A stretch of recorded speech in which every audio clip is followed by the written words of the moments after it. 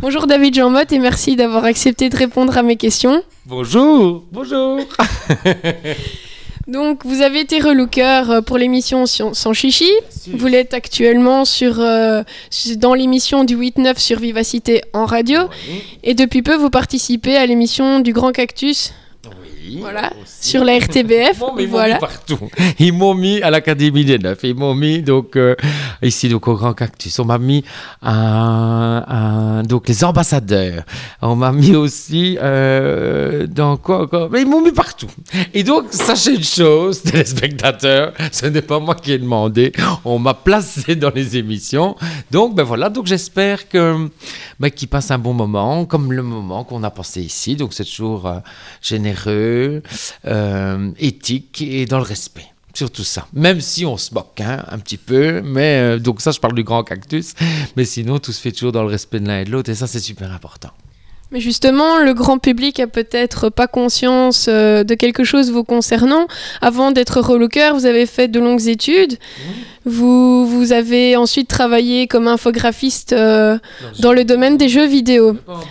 Alors, vous pouvez un peu revenir sur cette période de votre vie ? Eh bien, c'est simple. Donc, j'ai fait Super Infocom, donc à Valenciennes. D'ailleurs, j'embrasse Marianne Fontenay, qui est la directrice. J'espère qu'elle l'a encore parce qu'elle était formidable. Et donc, voilà. Donc, j'ai fait mes études. J'étais à Saint-Guilain aux ETH. J'ai passé mon examen d'entrée. De l'examen d'entrée, ils m'ont directement mis en troisième. Donc, c'était 4 années d'études. Donc, je suis passé directement en troisième. Et là, je me suis dit, il faut que tu assures, David. Parce que si on t'a mis en troisième, c'est qu'on attend quelque chose de toi. Et j'ai réussi la première année, première de classe. Deuxième année, deuxième de classe. Et puis après, j'ai directement fait je suis parti faire mes stages donc à Paris, donc à Virtual Studio, qui était anciennement donc logiciel. J'ai fait donc 6 ans de jeux vidéo pour l'international, donc on travaillait avec Namco, Electronic Arts, Infogrames, à l'époque Cryo aussi, qui a lancé le premier Doom. On a travaillé sur Game Boy, sur PlayStation. Et en même temps, comme je faisais du jeu vidéo et que j'étais pas très fort là-dedans, j'ai apporté de la nouveauté, parce que justement, j'avais un autre regard dessus. Et en même temps, j'ai ramené les pubs Darty aussi dans la boîte de jeux vidéo. Donc, il faut savoir que j'ai fait les pubs Darty pendant 12 ans. Et maintenant, je continue à faire Vandenborg. Donc, je reste toujours à pied à l'étrier dans le domaine donc, de l'infographie. Et l'expérience avec les jeux vidéo, elle s'est achevée à cause du 11 septembre. C'est ça. Mais pas seulement. C'est ça. Donc, en fait, le 11 septembre, donc, les tours sont tombées. Donc, le marché américain est rentré en guerre et la Belgique et la France, à l'époque, n'étaient pas rentrés en guerre avec eux. Et donc, voilà. Donc, je suis resté au chômage pendant 2 ans. Et après, je me suis dit, bon, qu'est-ce que je vais faire ? Eh bien, je vais aller donc dans l'esthétique qui me tenait à cœur déjà depuis longtemps parce que j'ai été élevé avec des Algériennes qui étaient à l'école de couture. Et donc, j'ai été élevé dans une famille comme ça, ethnique. Mes parents habitaient juste à côté. Mais l'ambiance familiale était assez triste, je trouve, à la maison, et donc j'allais à côté parce qu'ils étaient 9 plus les parents, et donc c'était très festif. Donc j'ai maquillé, coiffé très jeune, vu que je suis resté avec eux de mes 0 à mes 18 ans avant d'aller donc à Valenciennes. Et un jour, Fabienne Blanchu, donc c'est ma maman de l'audiovisuel, m'a dit, David, on va te créer une émission parce que je trouve que tu as beaucoup de contenu. Et donc elle m'a créé le relooker de ces dames. J'ai dit c'est une blague, elle m'a dit non, tu as toutes les compétences pour le faire. Donc qu'est-ce que j'ai fait ? J'ai fait donc l'émission donc Sans Chichi parce qu'ils ont accepté le pilote. Au début donc j'ai travaillé avec mes acquis que je connaissais de tous les jours, comme toi tu connais ton maquillage, ta coiffure, les styles vestimentaires. Donc j'ai apporté ma petite touche à ce moment-là. Et puis quand ils m'ont dit David, voilà c'est génial, les gens t'adorent et donc on va en faire une 2e saison. Et là j'ai fait oula, je crois que mon stock est épuisé. Donc j'ai été me former à New York. Tout simplement. Et Rien que ça. Voilà, je ne sais pas l'anglais, donc je suis parti à New York, j'ai pris un aller-retour, je suis resté une semaine, j'ai fait Mac, j'ai fait Paul Mitchell pour la coiffure, Mac pour le maquillage, et des stylistes donc indépendants, vintage, et des indépendants très prout-prout à l'anglaise. Et donc ils m'ont beaucoup appris, et je les en remercie du fond du cœur, parce que grâce à eux, eh bien, je suis toujours en face de vous. Mais en fait, vous êtes passé du monde de l'infographie et de la publicité au monde du relooking. Mais finalement, infographie et relooking, c'est pas si différent. Non, c'est la même chose parce qu'en fait, je m'occupais donc des model sheets, comme on appelle ça. Donc, c'est de créer les personnages qui vont réagir dans le jeu vidéo. Donc, ça peut être des trolls, ça peut être des femmes, ça peut être des hommes, ça peut être des guerriers, ça peut être des schtroumpfs, parce que j'ai fait aussi des schtroumpfs autour du monde avec Infogrames. Et donc, en fonction de ça, donc on a un œil très esthétique. Le but, c'est de faire quelque chose de beau. Et mon fil conducteur a toujours été le beau depuis tout le temps. Mon beau à moi, qui n'est peut-être pas le beau de quelqu'un d'autre. Mais mon beau à moi, voilà, j'estime que si on additionne ça et ça, eh bien, ça permet d'avoir des beaux résultats. Et donc, au fur et à mesure, donc, j'essaie toujours de faire quelque chose d'assez facile, pratique, que les filles puissent le refaire, parce que je sais bien qu'on est tous dans une vie active et que, ben voilà, sinon on ressemble comme moi à rien. On est tout gras et ça montre que j'ai bien travaillé aujourd'hui avec toute l'équipe de Béné parce que voilà, c'est une équipe formidable et c'est génial de faire ça ici en province parce que moi j'adore être en province parce qu'on est plus respecté que dans les capitales. Mais alors à du 10 000%, donc moi je suis un provincial et je veux le rester parce que les autres ils se font bien chier, tu sais, dans les grandes villes. J'adore parce que c'est vraiment ça. Qu'est-ce que vous aimez le plus dans votre métier ? Moi, ce que j'aime plus dans mon métier, c'est de voir les gens heureux. Donc, j'aime bien voir les femmes, j'aime bien voir leur mari, j'aime bien voir les enfants qui sont comme ça émerveillés. Et surtout, j'aime bien ce qui est plus important, je crois, dans mon métier, c'est de pouvoir donner des clés aux personnes qui les cherchent depuis longtemps. Et j'arrive justement à donner les clés pour que voilà, qu'elles puissent ouvrir la porte, qu'elles puissent la fermer quand elles ont envie, mais surtout qu'elles aient la clé. Et la clé, c'est l'estime de soi, c'est le respect de soi, et c'est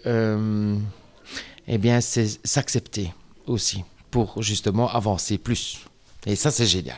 Parce que quand je vous le dis, j'ai même de l'émotion parce que c'est, voilà, tout est, c'est assez chamboulé parce qu'elle me donne beaucoup, je reçois et donc c'est pour ça que je suis un peu avec mes yeux humides parce que quand je te parle, je les vois toutes et c'est mes filles, voilà, c'est mes filles.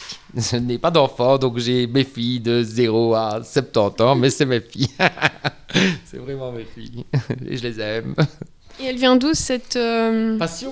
Non, cette volonté. Enfin, on sent vraiment que aider l'autre, comme vous venez de dire, trouver la clé, l'estime de soi. Pourquoi est-ce que vous voulez tant que chaque femme, même les hommes, trouve cette clé? Parce que quand on est libre, on peut faire tellement de choses. Et ici, on est dans un monde, je veux dire, qui tout est cadré. On doit rester dans un canevas, on doit ressembler à ça, on doit faire ci, on doit faire là. Donc, on se perd. Donc, l'identité qu'on avait quand on était plus jeune, eh bien, après l'adolescence, quand on est à l'école, eh bien, ça commence déjà à je veux dire, à se sceller un petit peu. Et puis après, une fois qu'on est marié, je pense que on a perdu toute cette liberté. Et moi, j'aime bien leur rendre leur liberté. Voilà, si elles ont un âge, si elles ont des défauts, eh bien, j'aime bien ce côté respect par rapport aux défauts, le respect par rapport justement à leurs contraintes. Et donc, j'essaie de vraiment de leur apporter un peu de liberté, même si elles rentrent chez elles et qu'elles sont encore, je veux dire, sous l'emprise de quelque chose, que ce soit au niveau du mari, que ce soit au niveau des enfants, que ce soit au niveau donc du travail. Eh bien, je sais que j'ai pu leur permettre de laisser une fenêtre entrouverte le jour où elles avaient envie de respirer. Et mon travail, il est là. C'est voilà, le jour où ça va aller mal, elles vont ouvrir cette petite fenêtre et elles vont respirer un grand coup parce qu'elles vont se rappeler de tout ce qui s'est passé pendant ce qu'on a fait pendant cette journée. Et ça va, je sais que ça va les rendre fortes. Elles vont devenir des guerrières. Allez-y les filles, ne vous laissez pas faire, je suis là. Soyez des Xena la guerrière, j'adore. Et je suis en émotion parce que je les vois toutes, hein. C'est drôle parce que quand je suis dans des émissions, on ne parle pas d'elles. Donc on va me demander en tant que looker, mais ici on parle d'elles et donc je suis très, très perturbé par rapport à ça. Je suis, voilà. Ça se voit. Ah oui, non, je suis... Elles sont au top, j'adore. J'adore. Vous êtes connu pour votre côté extraverti, votre humour décapant et votre personnalité déjantée, si, quand même. Peut-être, mais c'est les autres qui pensent ça. Mais moi, je suis tout à fait normal. Oui, mais justement, voilà. J'ai relevé un... Dis-moi, qu'est-ce que tu Non, il n'y a rien de méchant, je vous assure. Non. Il n'y a rien ici. Oh. Je suis toujours en négatif. Et d'ailleurs, les impôts, je leur dois encore 4 000 € depuis le mois de juin. Et je crois que ça a démonté certainement à 6 000 parce que je n'ai toujours pas payé. Mais je vais essayer de régler mes dettes. Ah non, ça j'ai pas été voir. Non. Dis-moi. Non, j'ai trouvé une phrase qui m'a assez touchée justement. Ah non, attention, ne me fais pas Non. J'ai trouvé une de vos interviews. Ouais. Donc je vous lis la phrase que vous avez dite. Dis-moi. Mon évolution, je la dois à de vraies personnes qui m'ont donné les clés de leur savoir et de leurs expériences. Et donc je les rends. Ma vie est au-delà des likes sur Facebook. Elle est plus spirituelle et plus profonde que ça. J'ai besoin de réels échanges dans le bonheur comme dans le malheur. Voilà. Donc en fait, sous vos airs de grand comique, n'est-ce pas? Je ne suis pas comique. Si, vous êtes comique. Non, je ne suis Vous êtes un petit sensible. Non, je ne suis pas comique. En fait, on pense que je suis comique, mais je ne suis pas comique du tout. Donc, dans le sens où je ne suis pas comique, je suis quelqu'un qui réfléchit beaucoup et énormément. Je n'aurais pas pu faire toutes ces étapes-là en étant comique. C'est pas possible. C'est comme on ne devient pas président de la République si on est mauvais. C'est pareil. Donc, il y a vraiment toutes des étapes de vie qui font que, qu'on arrive à un certain moment là. Mais avant ça, il faut savoir que les plus grands comiques sont les plus gros angoissés. Et donc, moi, je suis vraiment pas comique, en fait. Donc, vaut mieux que l'on me connaisse, je vais dire, comme ça, comme nous, ici, bonjour, ça va, machin, que de vivre avec moi. Parce que je suis quelqu'un de plutôt dépressif, moi. Hein, même si ça ne se voit pas, mais c'est pour ça que je comprends aussi bien les femmes et que je comprends leurs besoins. Parce que voilà, on ne peut pas comprendre les choses si on ne les a pas vécues. Et donc, vous imaginez bien que je vois beaucoup de personnes avec des petits malheurs et des grands malheurs.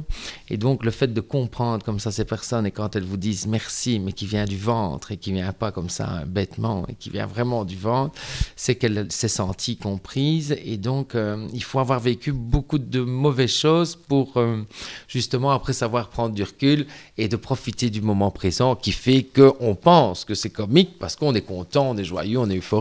Mais sinon, la plupart du temps, on ne l'est pas. Non, je ne pense pas. Mais je suis quelqu'un de très positif. Attention, entre comique et positif, c'est pas la même chose. Mais j'adore rire, j'adore m'éclater. Quand je suis par exemple au Grand Cactus, je ne sais absolument pas ce qui va se passer. Donc je suis là, je vois Cody qui arrive en Mathilde, je vois Martin qui arrive en Postier, je vois James Dino, voilà, avec son bouton là qui remonte jusque son estomac. Et donc je suis là comme un gosse et j'apprécie tout. Parce que je suis très grand public. Et c'est peut-être pour ça aussi que le public m'aime bien, parce qu'ils sentent ce côté normal, ce côté, je vais dire, quand ça va pas, ça va pas, quand ça va, ça va. Moi, j'ai refusé des émissions parce que j'avais pas envie de voir telle ou telle personne. Voilà, parce que je me dis, si je vais là, ça va partir au clash. Parce que justement, quand on est dans l'honnêteté, on est jusqu'au bout. Et donc, si ça va pas, ça va pas. Par contre, si ça va, c'est allez, hop, on y va. Et c'est génial. Voilà, tout simplement. Donc, moi, j'ai une vie simple. J'ai une vie sexuelle simple, parce qu'on croit toujours que c'est roum blabla boum boum, mais non, pas du tout.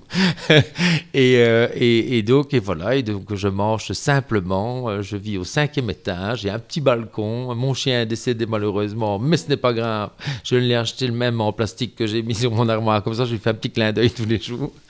Et donc voilà, et donc j'essaie de toujours apporter ma petite pierre à l'édifice, mais pas pour mon édifice, pour l'édifice des personnes qui le méritent et qui en ont besoin. Donc je crois que je suis un objet utile pour la société. Donc, ou un ouvrier qualifié, on va dire, pour la société, mais je me considère plus comme ça que tout le reste. Je suis vraiment, pour l'instant, je sais que je suis utile. Voilà, pour rendre les gens heureux et pour les sortir un peu de leur misère. Donc si je dois rire, je rigolerai pour les faire rire. S'il faut montrer mon gros ventre, je le montrerai parce que je ne suis absolument pas gêné. Moi, je ne fais pas une gravure de mode, loin de là, j'ai plutôt une gravure de kermesse. Mais tu vois ce que je veux dire? Voilà, c'est en étant simple et que les gens ont confiance en toi et qui justement, ils peuvent dire les choses qu'ils ont sur le cœur, qu'ils ne diraient peut-être même pas à leur mari ni à leurs parents. Et donc ça, je trouve que c'est super important. Et donc, voilà. Donc, comique, non. Spontané, oui. Réfléchi beaucoup. Positif, super. Alors, et ça, je crois que cette famille, ma sœur est pareille, mais je crois qu'elle est pire. C'est elle qui devrait être à ma place. Elle fait partie des éléments que je disais tout à l'heure, qui m'ont apporté beaucoup de choses et qu'on essaie de transmettre à chaque fois aux personnes qui sont autour de nous pour améliorer leur vie, tout simplement. Même aussi petit que ça peut être, mais voilà, si on peut laisser une petite trace dans leur vie qui va faire écho. Voilà, parce qu'il faut savoir que tous les mots ont une résonance. Donc, si le mot est juste, eh bien la résonance va être longue. Et donc, ça va mûrir dans leur tête et donc les choix vont être différents. Et c'est ça, moi, j'adore dans ce métier. C'est pas le coup de carouache, hein. C'est vraiment ce fond, cette âme et ce contenu qui se déploie après. Pas le mien, celui que j'ai en face de moi qui était par exemple étouffé, qui devient beau, voilà. Qui était noir et il devient coloré. Voilà, en gros c'est ça. C'est ce qui était noir devient coloré. Il est toujours là, mais il est en couleur. Je pense que c'est ça qui peut résumer le travail que je fais. En gros. Waouh. Non, pas waouh. Si. Là, on parle de fond. Hein. On n'est pas dans la surface, on est vraiment dans le fond et du travail. Pourquoi est-ce que je peux en parler aussi clairement? Parce que je l'ai encore vécu aujourd'hui. Donc c'est pour ça que les mots sont faciles. Parce que c'est tout ce qu'elles m'ont donné. C'est tout ce que l'équipe a donné. Donc que ce soit Béné, que ce soit les filles, que ce soit le mari, les enfants. Tout le monde était un élément important de cette journée. Comme vous, parce que ça leur a permis d'être très stars. Et donc, elles avaient le téton comme ça. Et moi, ça, j'adore. Quand le téton est en érection, c'est qu'on a bien travaillé. Parce qu'elles arrivent comme ça, hein. Il faut le savoir. Abattues. Et là, elles sont remontées, mais minimum pour 6 mois, c'est sûr et certain. Pour rester dans la thématique de l'émotion. Oui. Qu'est-ce que tu vas encore me sortir? Tu me fais peur. Non, ça, je me mets tout nu et je m'en vais. Hein. Dis-moi. Ah, je sais pas ce qui est mieux. Tu risques d'être déçu. Vous avez... Merci maman. Vous avez participé à l'émission Vogelpick. Oui. Donc rappelons au public que le Vogelpick est une émission qui envoie une personnalité connue quelque part dans la Belgique, dans un milieu, un univers qui ne correspond pas du tout à la personnalité invitée. Oui. Donc dans votre cas, vous avez atterri dans un village wallon au sein d'une famille très attachée aux traditions catholiques. Oui. Alors justement... Eh bien, comment est-ce que vous avez vécu l'expérience? Est-ce que c'était difficile de s'adapter? Qu'est-ce que vous en retirez? Ce qui s'est passé, c'est que donc j'ai été aimé, j'ai été accepté, donc je les ai aimés, on s'est aimé, on s'est accepté donc ensemble, et donc ce qui s'est passé, c'est que y a eu vraiment un vrai lien dans cette émission, et c'est pour ça que mes différences n'étaient pas étaient acceptées. Leurs différences donc étaient acceptées aussi, et c'est ça qui a fait que c'était magique, parce que c'était honnête, éthique et dans la générosité la plus absolue. Bon, il faut savoir que depuis donc l'aîné donc Miguel est décédé d'une crise cardiaque, donc c'était au mois de mai, donc c'était au mois de mai, et donc ça a été un coup dur pour la famille, et donc j'étais présent comme je suis d'habitude, comme je le suis toujours, et donc voilà, donc j'ai vu une famille donc voilà qui a respecté. Ouais. Au revoir. Et donc si tu veux, c'est que j'ai vu une famille dans la souffrance qui était soudée. Et donc, ce qui m'a vraiment fait plaisir, c'est que quand je suis arrivé, eh bien, on m'a mis au début du cortège, quand on a amené donc le cercueil, donc tout simplement donc au cimetière. Et donc, on a fait toute cette traversée comme ça de l'église jusqu'au cimetière, donc avec la famille, donc toujours soudée, toujours. Donc, la maman était un peu bouleversée, ce qui est normal, ainsi que les frères et sœurs. Mais on a quand même trouvé des moments de bonheur. On a quand même été très positifs. Voilà quoi. Donc on a vécu les choses aussi ensemble, même dans le malheur. Et donc voilà. Donc je les embrasse, je les aime, ils le savent. Et donc je voulais le dire au public qui a pu regarder cette émission, parce que c'est... Voilà, ça fait partie de la vie, comme ce qui se passe pour l'instant. Il faut faire face et il faut être positif. Il ne faut pas se laisser marcher sur les pieds, mais en même temps, il faut être très prudent.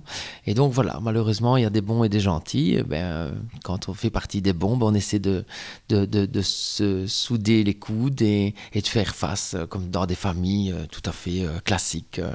Et donc voilà, donc même j'essaie aussi, voilà, donc mon côté positif va vraiment prendre le dessus à ce moment-là pour justement gérer. Et c'est ce qu'on a fait avec les moyens du bord pour tous les gens qui étaient présents. Et on se voit encore. Et donc voilà, donc je les embrasse. Donc la vie continue. Et voilà. Une belle expérience. Une belle expérience à refaire. Oui, dans la même famille. Oui, pourtant je ne reviens jamais sur le passé. Moi, donc ce qui était fait était fait. Donc toute journée entamée est une journée perdue. Ça, c'est Lieu des Rupeaux qui m'a appris ça. Et donc voilà, donc il faut vraiment être positif et avancer. Et donc voilà, on le fait avec notre sac à dos qui est lourd, mais on y va. Il faut y aller. Donc voilà. Donc on va quand même finir sur une note positive. On va quand même vous souhaiter de très bonnes fêtes. On va quand même vous Juste embrasser. pour conclure, dis-moi. Est-ce que vous avez une citation ou une devise dans la vie? Alors, ma citation à moi, c'est je l'ai créée, tout simplement. Donc, c'est ne connaissant pas le futur, eh bien, on crée le présent. Tout simplement. Merci. Merci beaucoup, David. Merci beaucoup. Et merci à tout le monde. Et restez frais, jeunes et libres d'esprit. C'est le plus important. Bisous. Merci beaucoup. Merci.